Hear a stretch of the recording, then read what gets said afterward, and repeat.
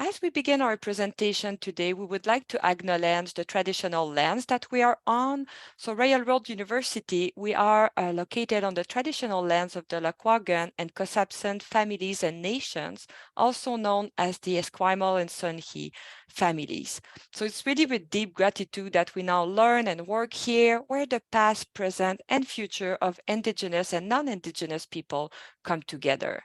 If you know the traditional lands that you're joining us from today, please use the chat option to let us know about it. And here we go, just making sure everyone is in the good Zoom room. We are here very all excited to hear more about pathways to post-pandemic enrollment, growth in higher education. And with me, I have Dr. Robin Mueller. So if you want to introduce yourself, Robin. Sure. Good morning or afternoon, everyone. Thank you all for joining us today. It's delightful to see so many names and faces on my screen. I just wanted to acknowledge that I am calling into this meeting today from Royal Roads campus, so I can hear the peacocks squawking out my window. But I would also like to acknowledge that I often play, live, and work on the traditional and unceded territory of the island Halkominum speaking people in the Sunamuk First Nation, which is today known as the city of Nanaimo. I think that's all I have to say from my end, other than that I'm the program head for the Masters of Higher Education, Administration, and Leadership here at Royal Roads University. And the graduate certificate in Strategic Enrollment Management falls under my portfolio. So I have the great pleasure of working with both Steph and Clayton, who will be our facilitators today. Yeah. Go ahead, Steph. Great. Well, hi, I'm Steph Ivan, and I'm located on Treaty 6 territory in Edmonton, Alberta, a place that I'm pleased to call home, and I enjoyed growing up on the land and berry picking along Wabman Lake, also Cree for Looking Glass Lake. I'm a former AVP Student Services and former registrar. I've had the pleasure of working as a consultant with Academica Group and on my own, going across Canada and working on many of your campuses as a STEM consultant. And I teach in the Royal Roads Master of Arts in Higher Ed program. Thanks, Clayton. Thank you, Steph. Hi, everyone. Clayton Smith. I am coming to you from the University of Windsor in Windsor, Ontario today, where I have my day job, if you will. Let me acknowledge my territory. I'm on the Three Fires Confederacy of First Nations, which includes the Anishinaabe, the Ottawa, and the Potawatomi. And we'd like to acknowledge that both the land and the water, as well as the treaties pertaining to our territory on this 100-mile Windsor-Essex Peninsula and the Straits Les Deux of Detroit. So that's there. So what more do you want to know me? Well, let me tell you a few things. I am a full professor here at the University of Windsor, where I teach things like educational research, educational leadership, those kinds of things. And then when I'm out having fun, I teach for Royal Roads University and have an opportunity to support the graduate certificate in STEM, which you'll hear about in just a little bit. Other than that, I have been a consultant like Steph on many of your campuses. I do that with a group called Acro Consulting, which I can tell you more about if you'd like. And I have run various conferences and programs, and I like being Sam, I guess. It's who I am. So that's me. If we could go to the next screen. So what we did, for those of you who were with us at the last webinar, this will be familiar to you, but because we have perhaps a few new faces, we're going to share how we came up with the information that we'll share with you. And here are the ways. We reviewed publicly available data throughout the web. We looked at places like the Higher Education Strategy Associates, Globe and Mail, Statistics Canada, the Canadian Undergraduate Survey Consortium, the Council of Ministers of Education, all their websites, so the stuff that was publicly available. We also collected comments from our own social media network. So Steph and I went out and we reached out to our friends and colleagues all across Canada and asked them for their thoughts. And we also received input from the students who were currently in the grad certificate and SEM program. They had lots of great things to say as well. So that's how we got what we're going to share with you. If we could go to the next slide. Thank you. So I'll take this one and Steph will take the next one. And let me just go through this if I can fairly briefly. What we have here are the trends that we detected as we talked to people across the country. And so here are they. College enrollments continuing to grow, mostly due to continued growth of international students. In fact, almost completely due to the growth of international students. But we have seen some decreases in the Maritimes. We have a reduction in the demand for trades programs. We think that's due to low unemployment. The economy is starting to do some good things, and so that's impacting enrollment in the trades. The university enrollment is mostly stable or recording just some slight increases or decreases. And we think that has a lot to do with the variability of part-time enrollment these days. See that also at the college side, but in particular plays out with the universities. Students may be shifting away from some big urban research universities. We're seeing students not starting to, I don't know if it's a trend yet, but we're starting to see them look at institutions that are on the fringe of those large urban areas as opposed to being in them. We see that there's a slight increase in interprovincial mobility. We in particular saw that out in the Maritimes, where there has been an increase in students coming from other parts of the country to study there. An interesting one was admission conversion rates are not as predictable as they used to be. We heard from one institution that saw almost a 40% growth in their conversion rate, which created all kinds of challenges on the campus. So conversion is something we need to keep an eye on. The completion rates have been impacted in some areas, and that's because of either people not wanting to continue their education on the screen, or maybe it's because of the anxiety that we all face in this time, or maybe it's for health reasons, but we're starting to see some impact on completion, and that there's growing interest in taking a gap year.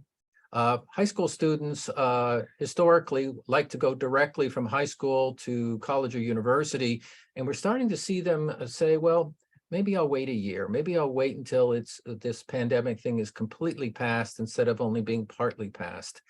And so those are some of the trends. So I'll now turn it over to Steph and she'll tell you more. Thanks, Clayton. We also looked at different categories of some of the enrollment trends. The Indigenous enrollment and completion rates were lower than for non-Indigenous learners, but yet we know that Indigenous learners are still the fastest growing birth rate across Canada. By far the greatest area of growth in Canadian institutions was still from international enrollment, and this is a trend that continues today. One thing that, as I talked and Clayton talked with colleagues across Canada, the attrition rate that was impacted by the pandemic was starting to be of some great concern to Canadian colleagues. What happened to students, and for high school students who seemed lesser prepared for post-secondary studies as well, is a concern. Institutions also noted that long-standing enrollment patterns were changing. The enrollment mix on their campus was starting to change, and that happened after and through the pandemic. And they're trying to understand what that enrollment mix really looks like now and why. There were issues with students having increased mental health pressures that put focus on supports on the campus and for faculty who were dealing with the students firsthand. There were also increases in visible minorities and learners with disabilities. a message that we heard all across Canada is that learners weren't looking to be online all of the time. They were looking for hybrid opportunities with some supports online. For example, wanting some of the things that happened during the pandemic to continue, like videos and options for lecture notes, etc. There was also trust building opportunities that needed to be taken advantage of after the pandemic. With the on again, off again, we're on campus, we don't know what we're doing from week to week. It impacted not only the learners and those on campus, but the communities of people who supported the learners coming to campus or studying in general. And lastly, we ended the last webinar talking a lot about the differences between the post-pandemic learner and the pre-pandemic learner. Some of the preparation of the learners seemed to be different. There were different supports required for the post-pandemic learners in terms of perhaps information that they had from high school, supports they needed coming into the system. And so that's basically where we ended off the last teleconference. Nancy, if you can advance, thanks. So now what we'd like to do is we'd like to talk more, not about the enrollment trends that are happening, but turn and focus more on the enrollment strategies that are taking place on your campuses across Canada. What we'd like to do is invite you to go to menti.com and use the code, or just put your cell phone up to the graphic to go to Menti. And we have our first question. We'd like to ask you what one word best describes your current enrollment effort on campus. So using just one word, if you could describe the effectiveness of your current SEM strategy efforts. Let's see what people are thinking.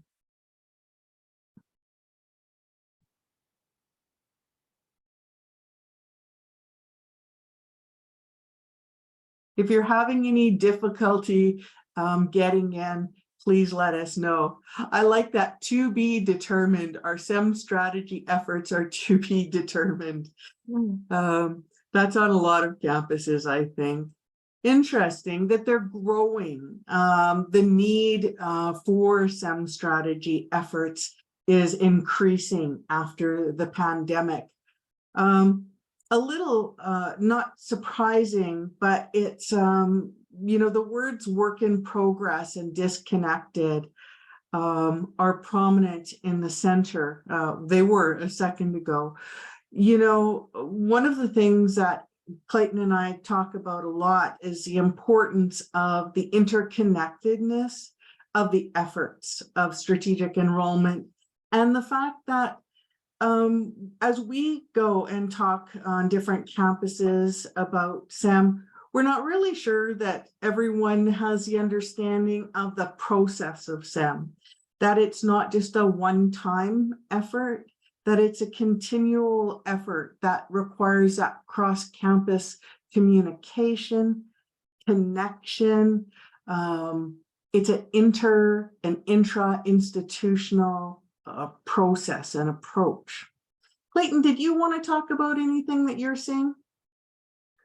Yeah, I mean, some of these words we've been seeing lately, and you know, I'm kind of thinking about some of the slowness, some of the disconnected. Uncertain is an interesting word, you know, and I think that the pandemic has just turned our world upside down to some extent. Things that we used to be able to say would happen if we did something, you know, may not be the same things that we would choose today. So this idea, Jim Black has this concept of scenario planning, Certainly that's become part of how many of us have been approaching this time. And that is, instead of planning one scenario as we would have normally done, we need to be ready for multiple scenarios and then pick the one that is most adaptable and most relevant to the world we find ourselves in. So I think that I can feel the anxiety in many of these words, but I can also see that these are some of the same words we might have seen before. So challenging, SEM is challenging. It's about change. It's essentially an organizational change approach, a structured, systematic way, data-based way in which we approach ensuring that our institutions are as effective as they can possibly be. That has been with us for a long time, and this idea of connection is another key one. One of the things that we have been missing in the pandemic is the connections we've had with each other. Screen time is great, and it's a pleasure to be with everybody today, but there's nothing like being in person. And we've lost some of that, but we've also gained some things. And I see the word communication there. As a university professor, I have to tell you that I have learned how to communicate differently. And that communication is probably stronger today than it was during the pre-pandemic. So I think some of the things we want to think about is what can we return to that we did before the pandemic? What are the things that, as Steph was mentioning earlier with hybrid and some of these kinds of things, what are the things we can learn from the pandemic? And then how do we plan for multiple scenarios seemingly at the same time? So those would be some of my thoughts. Yeah, thanks, Clayton. And thanks to all of you for contributing your thoughts. Nancy, if you'd like to advance.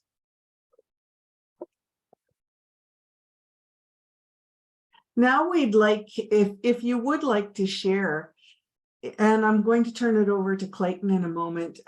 If you'd like to just briefly describe the most effective post-pandemic SEM strategy that you've used related to international students. And Clayton, did you want to share a few pre-words as they're typing? No, I don't want to put words out there that they would put out there themselves. So I won't bias it with that. But I can tell you that, and just to return to some of those trends for just a minute, what we know is that the growth in much of Canada has been related to international students. There's really only two populations that stand out as growth. They are Indigenous and international, and depends on what institution you're at as to which of those are levers that work for you. But I had the pleasure of being working with an institution in northern Saskatchewan a week or so ago, and not a place that I would normally think that international students would head, but they're heading there too. What we are finding is that international students are a part of the life of our institution. The challenge for many of us is finding how to most effectively bring them here, transition them to our world, and change ourselves in the process. So those would be some of the opening thoughts, but let me see what others have said here. We have words like working closely with key agents. Yeah, that can be hard sometimes, but in some places it is the way to get the work done. Agent management for sure. Personal connection to the institution and the community. Yeah, I was actually in a class earlier today, and I was asking students in a class. This is a class about best practices for teaching international students, and what they by and large said is that we need to focus on the student, the individual. We need to focus on the university, how to enhance the university environment so that international students can be successful.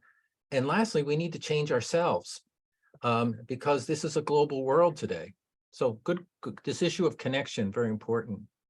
Have not returned to accepting international students yet. Yeah, that's an interesting thought. Risk is real when you're working in the international world. I mean, I guess I've been at this thing long enough to live through tsunamis and live through earthquakes and floods and geopolitical things and now a pandemic. you have to be willing to be a bit of an entrepreneur as you're working in this environment, and be thinking about not just one geographical focus. Personal communications, yeah. Utilizing a group effort, yeah. It takes, as they say, it takes a village to bring the students to us, and how we work with others is hugely important. Targeting markets, yeah, that's important. Making sure you're using the data that's available to us through StatsCan and other places to make sure you're staying on top of not only the hot markets today, but the hot markets for tomorrow. Working on strengthening relational networks, all very important. And working collectively with others. But here's one: incentives that are appealing to international students, discount codes, courses, yeah. I mean, most of us, the international students, respond to those sorts of preferences. So lots of things here. I think the agility is what I sense here, is that we unlike working with the students in our backyard who might have 1 or 2 or 3 institutions to choose from, international students have the world to choose from. And we have seen the growth here in Canada grow up exponentially in the last dozen or so years. I mean, when I came here to my home campus, I had 200 students on my campus 20 years ago. Today, we have over 4,000. It has changed who we are, how we think, how we teach, what we believe in. It's in our DNA now. And so for us, and I think this is true for institutions across the country, it's different now. And I think we're better because of it. But that's just the preachiness of this university professor. Back to you, Steph. Thanks, Clayton. And Nancy, I'm just going to have you advance the slide again. And this time we're going to invite you to share an effective post-pandemic STEM strategy that you've used to relate to Indigenous students. While you're responding to that, I'm just going to jump onto some of Clayton's thoughts. Some of what I heard from colleagues as I talked with them about bringing both international and more Indigenous learners into their communities was the need of institutions and the changes of institutions to really prepare the communities for more students, more Indigenous students, more international students, especially in some of the smaller communities. Some of the larger communities and larger centers, it wasn't such an issue. But when you're looking for more housing opportunities, more part-time job opportunities, more places for these learners to connect in the community with banks and different kinds of services that they may be needing, especially in some of the smaller, less urban centers, it was important to also partner, have greater partnerships within the community and bring the community into those efforts to increase both international and Indigenous enrollment. So that was something interesting that I found, especially post-pandemic. Now let me turn to some of the thoughts that are popping up on the screen as I'm looking. One institution isn't currently recruiting Indigenous students or not actively recruiting.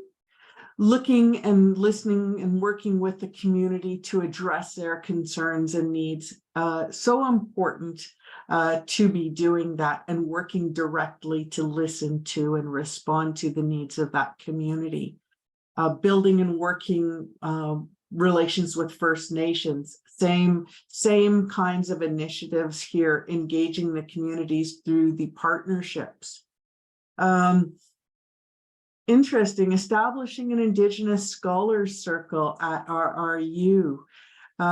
In terms of some programs like that, I think I've also seen not just Indigenous scholars programs, but also more Indigenous mentorship programs popping up to support. So through faculty measures, through other student measures, through bringing in the communities to mentor Indigenous learners.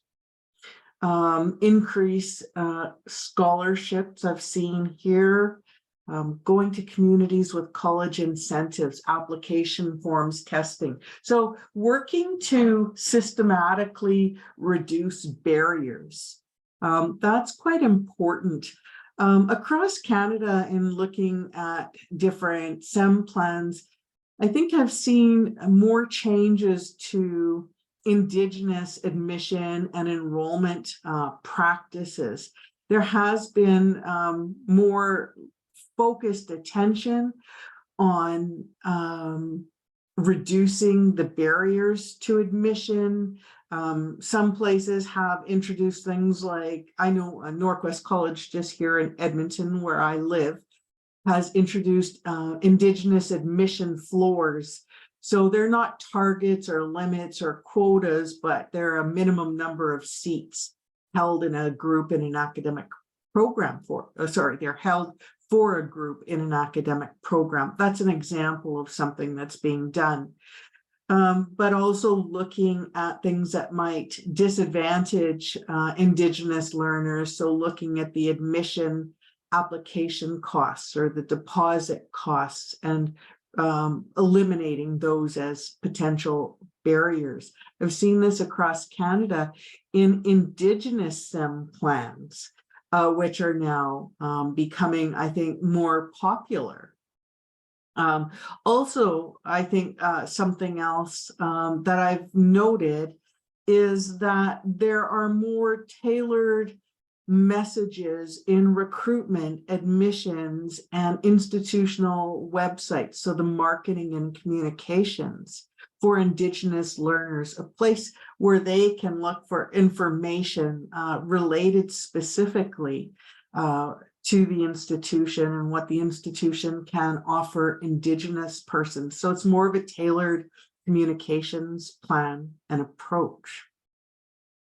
So those are a few of the post-pandemic strategies. Thank you for sharing your ideas here.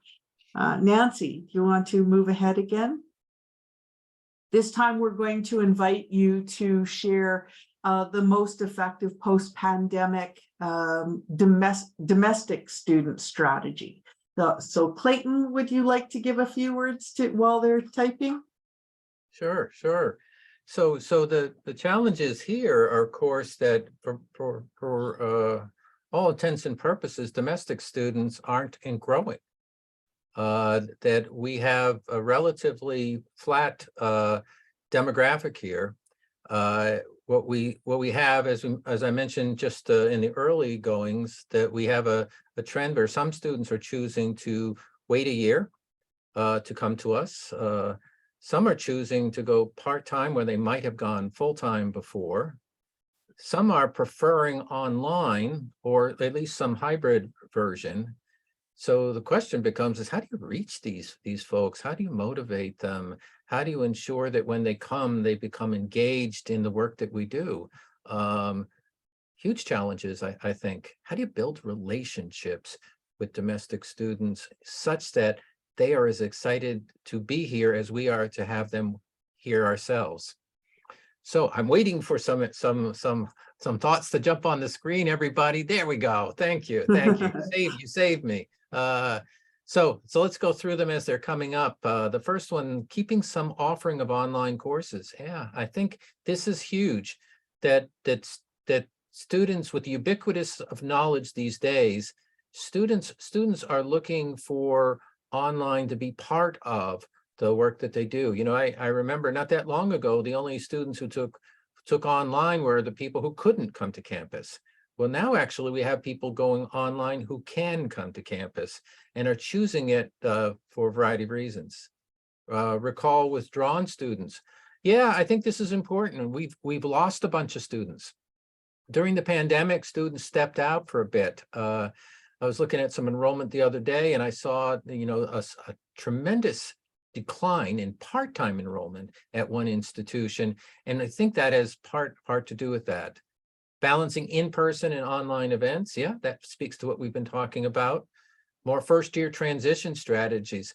Yeah, I mean, transition is huge.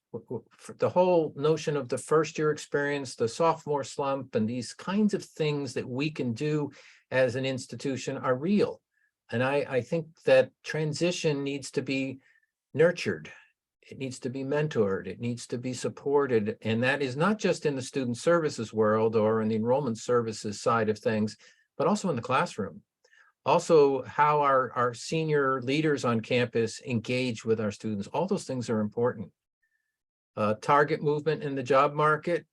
Yeah, I mean, what we've got is students coming back for new careers, and we need to be conscious that they're continuously evaluating the return on investment of a post-secondary experience.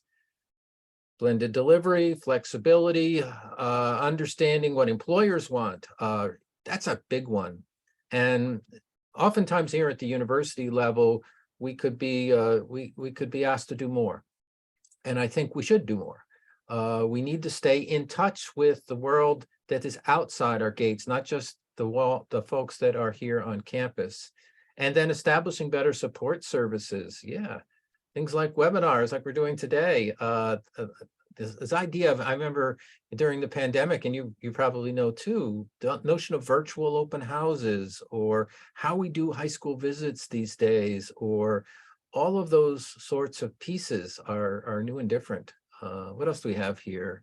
Treat in-country ESL, ELL students as domestic.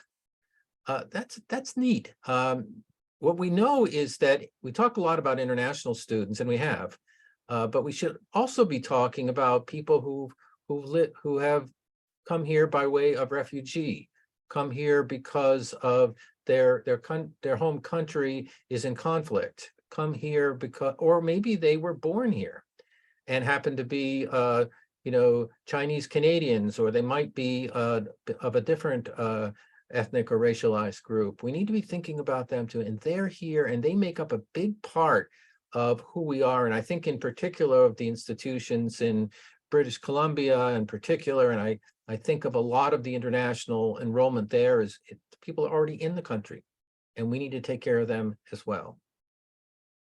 So those are some wonderful suggestions. Steph, do you have some others? No, I don't think so. I think you've covered a lot there. Why don't we advance to the next slide, Nancy? Thanks, Okay. Clayton. You're very welcome. And lastly, we'd like you to share any additional thoughts. Some of them you may already have shared, but anything in specific you found that has been effective on your campus related to learner or student support. I don't think we've heard anything yet about any of the other on-campus student supports or student life, anything that you might want to contribute there. Any of the student life programming that you've implemented post-pandemic or throughout the pandemic to support learners?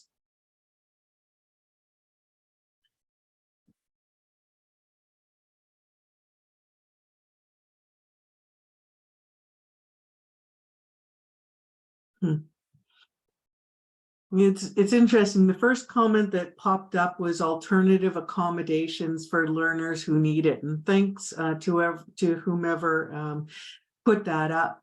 It's been interesting because expanding the concept of what accommodations mean post-pandemic has been very important in universities and colleges alike.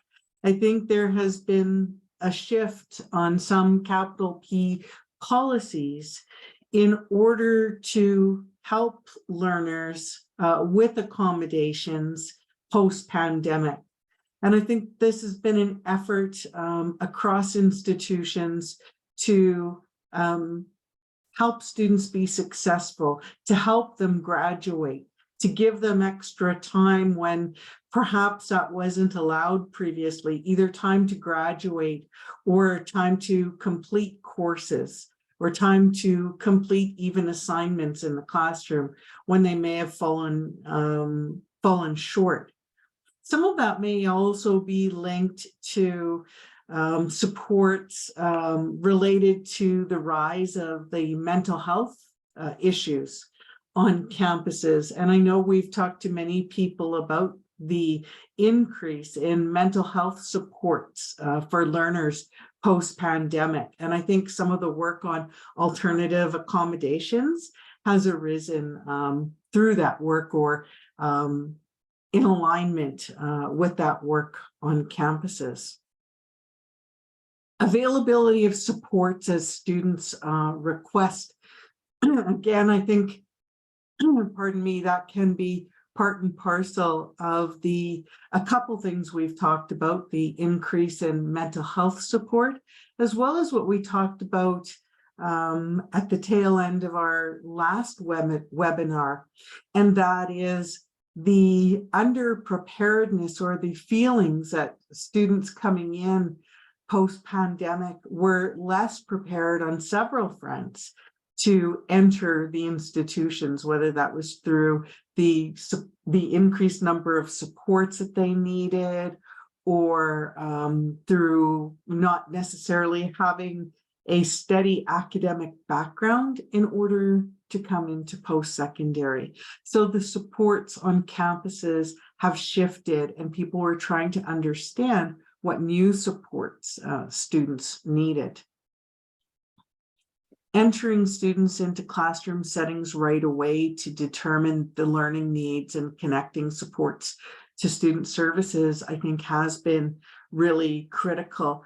I've seen some institutions, through the use of online and blended opportunities, also use those connection points through their learning platform systems. So they've connected buttons through the systems for students to say, you know, do you need extra assistance, or here's what the university can offer. So some of those supports for students have actually been integrated into those learning platforms.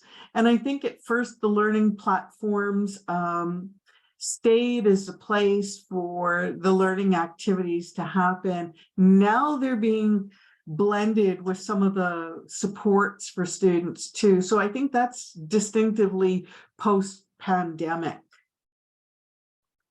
More access to online advising, and I think even counseling and reviewing what was needed in order to provide counseling and advising online and cross-jurisdictionally has happened post-pandemic.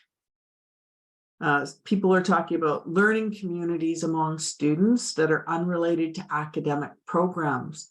I think that finding ways for students to connect inside and outside of the classroom has been a real post-pandemic struggle, with students studying hither and thither and online, finding ways for them to connect meaningfully post-pandemic has been very important.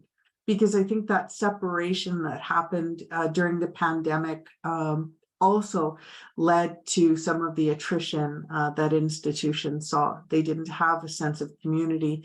They didn't have that continuous education, and they didn't have those connections that students would previously have in the institution. So I think people are looking at those connections differently. Let's see. Now there are more social and co-curricular activities, different places for students to connect, different communities to connect on campus in different ways. I was just talking to a colleague in preparation for this a couple of weeks ago, and the colleague was explaining how they've just kind of turned around thoughts on campus about places that were always learning spaces or quiet spaces, and now how they can be places for students to engage as they choose. They might put prompts there for students to engage, but it's up to the students how they want to engage in the space. So they're letting students choose, and they're not really putting restrictions on the spaces as much as they used to, and how the institution feels it's more successful. So I think overall, looking at different ways for the institution to engage one-to-one with the students as they require more supports, understanding what those supports are, and looking at ways to provide different types of accommodations that may not have been needed before the pandemic has been a great deal of the strategy that's been involved. Clayton, did you want to add any words here? Yeah, I'll just drop a few if you don't mind. But much of what you're talking about and what the respondents have placed in the Menti is could be true for all of our students at this stage.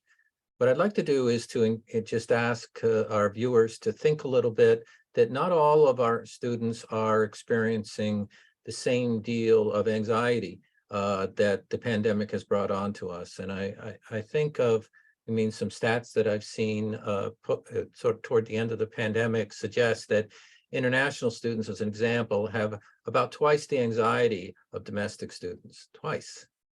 So I think about Indigenous learners in some of the same ways, who have always had anxiety in dealing with the campuses that each of us work at. And I guess my question back to you is, should we be thinking about some different ways, some other ways to support people who are not like the traditional student learner that comes to our campus, but are and in this case, in both of those populations, are actually growing.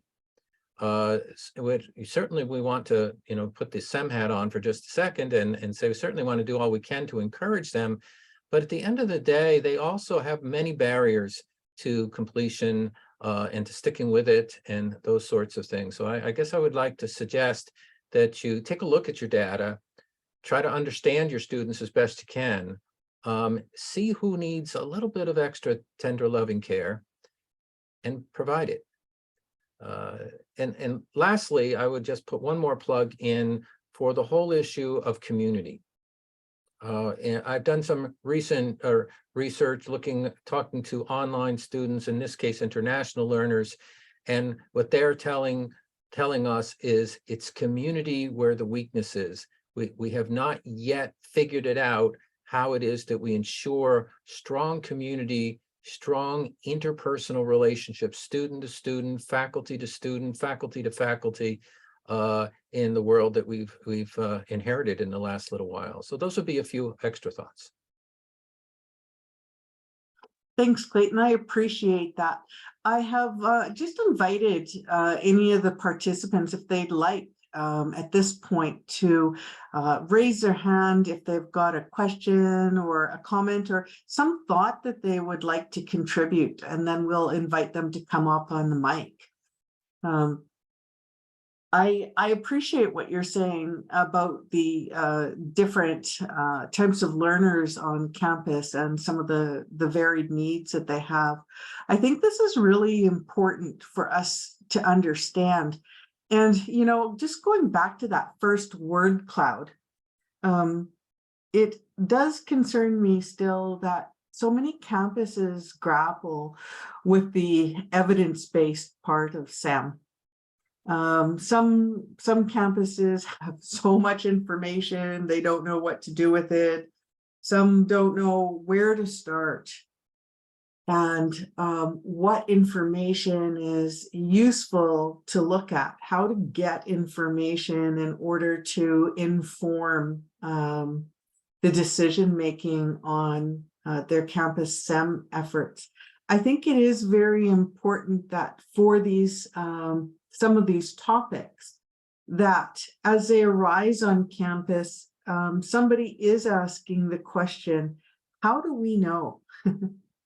How will we know? Why does it matter? And how can we find that information to inform our efforts? Where does this information already exist? Oftentimes there are pockets of information throughout the campus that can inform the effort. We have to go and find it and make sure we understand what's there. Where there isn't information to inform that, we have to ask, what information do we need to look at that? How can we collect that meaningfully? What do we need in order to understand the problem? And I think that's really critical. Sometimes working with campuses, they throw so much information at me and I'm like, well, you know, this really doesn't serve to address the issue. So let's really take a look at streamlining some of the information and making a plan for the evidence that you need in order to support the decision making. Yeah, Steph, let me jump in there for just a second, just to follow up, and then we'll get to perhaps some of the questions that have been posted. What I like to do is to encourage folks to take a look at your data, the data that you've got, become scholars of your own students to some extent, and then begin not sort of, you almost want to sort of leave the data on the table and walk away because there's just so much of it. What I'd like to actually encourage you to do is to tease out what are the most important enrollment issues that your data is suggesting. Come up with 8 or 10 of those, maybe 3 or 4, and they're sort of at the beginning stages, at the intake, maybe 3 or 4 at the retention, persistence kind of stage. And then when you have those, rank order them in terms of importance and confirm them in an alignment-like way back to the strategic and academic plans before you start doing stuff. And that's a great way to take these pounds of data that you might have and make them add up to something. People understand stories. Storytelling, it has been with us forever. And it is how most of us make meaning of the life that we find ourselves in. Yet, oftentimes we go to these meetings and all we see is spreadsheets and statistical reports and all this stuff. And we just don't take enough time to tease that into a 1-paragraph story that we can line these issue statements up, perhaps all on 1 page or maybe a page and a half. And then we can ask people, help us order those things, and then we can go to work. So just a thought. Great. I love that idea, Clayton. And in fact, in the courses that I teach, you know, when going to those tables to present information, you know, one of the strategies that I'm teaching learners is to how to present that story in 1 page. Because if you're going to those decision makers in the institution and you can't encapsulate that story in a page, you're not going to get the ear of a lot of the decision makers. So how to really make sure that you've got that right information, you're pointing to the problem or the issue, and how that data can help to inform that issue. You've got to make it short and on point for them. So thanks. I think we have slightly different approaches, but they're both different ways to get at the SEM planning that needs to happen on our institutions to inform the issues. Sure. Great. Well, I don't see any questions in the forum unless I missed them. Do you mind if I pipe up with a little something here? Please, Robin. So I find current student enrollment trends to be really fascinating. And having started my career in higher education with over a decade in student affairs and services, primarily in the area of student transitions and retention, I find it really interesting now how much more students are demanding in terms of support. Not necessarily demanding, but expecting in terms of support. And I think historically, although the field of STEM has always acknowledged and understood that strategic enrollment happens from recruitment to alumni, I think that perhaps our focus has been on those earlier stages rather than really fostering the success of students who are already enrolled at the institution. And there is a rich history of research and data that informs that work. So that's just one other way to think about how our institutions are interconnected and how we might collaborate to work together to work towards realization of our strategic enrollment plans. So Robin, let me put my business hat on for just a second. And my business hat tells me that the calculation for investment in new and continuing students needs to be thought about here, because it costs a lot more money to recruit a student than to keep a student. And so I would agree with you totally. I mean, in my former world, I was a dean of students, and I held a lot of these kind of hats before. And I think about that often as a faculty member these days. And so one of the things that I would encourage our viewers to think about is that students access our institution in lots of different ways. Some of them, you know, they want to push buttons, and some of them, they want to come on campus, and some want to hang out at the student center. And hopefully most of them want to come to class. It's in that class part that is where my comment lies. And that is that as a person who has held student affairs and services, faculty hat, administrative hat, all these different hats over the years, I have to say that we need to, and I go back to the very roots of my understanding of SEM. And it was all about how we integrate and connect with each other around the imperatives that we have at our institution. And that includes faculty. That includes support staff. That includes department secretaries. That includes student leaders. That includes all these pieces. I think about the work that we do and where we can have the biggest bang for the buck. And I think it is about connecting with each other. And I'm just going to give one more thought before I get back the microphone. And that is, I think we need to take care of each other too. There has been so much, let's do more, let's do more, let's do more in this business.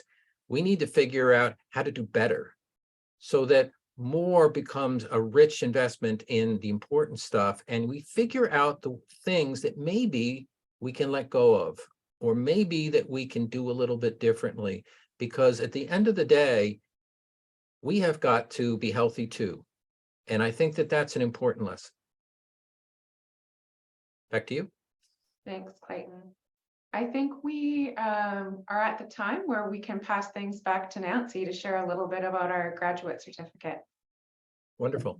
Thank you so much, Clayton, Steph, and Robin. What an informative discussion here. I'll just start sharing the slide again, and I won't keep people too long.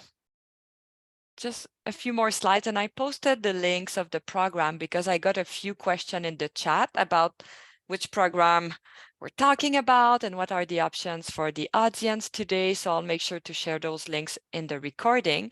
But just for you to know, the Graduate Certificate in Strategic Enrollment Management, which is a fully online program, the next intake will start August 14, 2023, and you have still 2 months to apply. The application deadline is May 14. And what I really like that we do at Railroads is that you don't need to wait that deadline to apply. You can do so today or when you watch the recording, and I'll just show you how to. And as we learned today, maybe you need a bit more time to get prepared and think about enrollment. So you can wait and already apply to 2024 to start next summer on August 12. And here's how to apply. You go online, railroads.ca. This is really your website to go to, and you have a little section about application, and you will see the 10 steps to follow. So we try to make it easy for you. And when you apply, you pay that fee of $131.39, and then you will start submitting your documents. And this is something we often have questions about, so I'll just review them quickly with you here. When you apply, you will submit your official transcript. So any post-secondary institution that you attended, we ask you to provide your transcript so we can have access to the grades. A personal statement, and again, on the website, we give you really clear guidelines about the personal statement because we really want to know who you are. So here it's really about the academic work and personal experience that you can bring to the program. So you will use that personal statement to kind of show us, demonstrate all the skills that you have and where you want to go. And you have some guidelines again on the website to write down that personal statement. Structure resume, a little bit same thing. You have guideline on the website. So we want to see what are your work experience, education experience, even volunteer experience, and really take the time to show us, demonstrate your leadership experience, because it's all about leadership in the program as well. So don't be shy, really take the time to reflect and showcase what you have done in the past. And 2 letters of reference. So we often say 1 academic, 1 professional letters, and your referees will send the letters directly to our team here in admission. And we're very, very excited at Royal Road. If you did a program with us, we have a lot of recurrent students. We have a new Go RRU system that you will be able to upload your document on your own. So you don't have to email everything now, and you will still have everything on the website, which is called My Admin. So if you have more questions, I can stay on after the recording, after the session today, just to answer more questions. And a big thank you to the speakers. A big thank you for participating in Menti. We'll share the results with you for sure. And if you want to keep in touch or you want to be updated on the program, please email learn.more@royalroads.ca. They are the enrollment services, and they can always answer questions, do a Zoom call with you, and just let you know more a little bit about the institution. But again, I think we learned a lot today. Thank you to everyone. And Robin, Steph, and Clayton, if you want to have the final words, you can go ahead. I could jump in, I guess. Well, thanks everybody for coming. You know, the world of SEM has been something that's been developing for seems to be a couple decades now, but I think we're starting to turn a corner here where it is present really on all of our campuses and is starting to get integrated in our various planning activities, but also in the way we think and the things that we believe. So I think it's time that more of our folks on campus become not only knowledgeable about SEM, but skilled in its use. And so certainly want to put an additional plug in for the program. I have seen it play out well for the 2 cohorts that have gone through, and I look forward to perhaps seeing some of you in the 3rd cohort. Thanks, Clayton. I just wanted to also say that the more that we can talk about these issues related to SEM on campus with all different bodies and people who work on campus and our learners and the communities who support our learners, the better the SEM efforts will be, because it's that very interconnectedness of SEM and the supports that are at the heart of SEM and the initiatives that need to continue. So thank you, everyone. Robin? Thank you, Steph and Clayton, for joining us and facilitating this today. It's been a pleasure. A pleasure. Thank you. Take Thanks, care, everyone. Bye, Take everyone. care.